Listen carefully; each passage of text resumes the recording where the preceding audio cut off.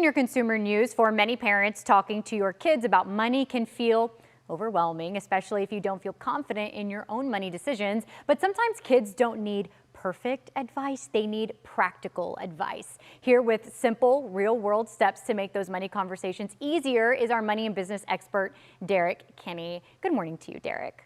Good morning, Natalie. Great to see you. Great to see you. Now, first question. Why is it so hard for parents to talk about money? And why is it so important to start these conversations with our kids early?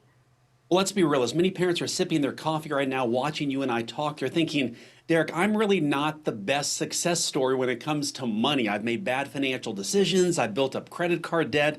I'm really not the coach for my kids about what to do, probably what not to do. Instead, let yourself off the hook. Typically, the most perfect lessons come from the most imperfect parents. The key is if you don't talk about money, your kids are not going to be prepared for the future and they're probably not going to reach their full potential. We can't let that happen to your kids. You know, that gives me a lot of reassurance as a mom with student loan debt I'm still paying off. So moving on, though, you say parents should make money simple. What does that look like? Well, first of all, one of the things that we often talk about as I would visit with clients is these bad money beliefs that get formed early on. So many well-meaning parents, even grandparents, might say to their kids to protect them, you know, in life there's the haves and the have-nots, and some families have the money and some don't, and unfortunately ours doesn't. Well, kids grow up believing there's a lid on their income and their potential. The best thing you can do as a parent, regardless of their age, is give them belief that they can accomplish anything they want, that there's no limit to their income potential. But let me make that super practical. Let's say a young child, you want to give them a game plan of just say, look, every dollar you make from grandma or grandpa or at the lemonade stand, do the 10, 10, 10, 70 model, give 10, spend 10, invest 10, save the rest. And then older kids, that moment where most of what you say goes in one ear and out the other, I know parents watching get that. You want to share your mistakes with them because they love when mom and dad screw up and they listen to your mistakes. That makes me giggle, but you're right. It is so true. Now, you said helping kids find a cause is a good tip.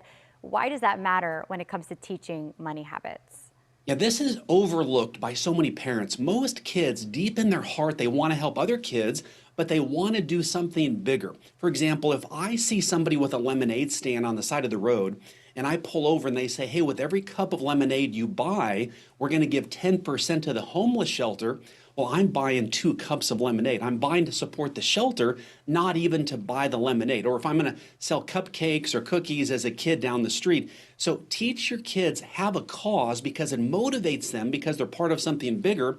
But also if you want to grow a small business as a young person, having a cause makes more people want to work with you. And you also are viewed as a more likable, caring person. And it's also just so fun, and what an experience and memorable thing to do, like having a lemonade stand, right? Now, you always say that rewards can go a long way. Now, how can parents set up a system that motivates their kids without, say, spoiling them?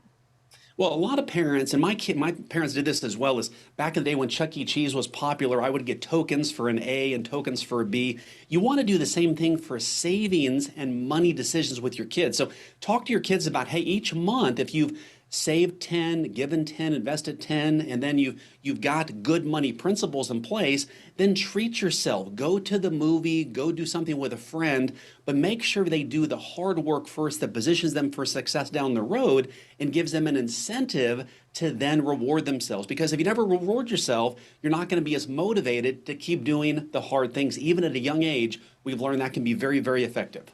I think these days in 2025, we call that treating yourself. Derrick Kinney, Right. always great to have you join us. Thank you for being here on Daybreak. We appreciate it. Thank you, Natalie. Yes. Now,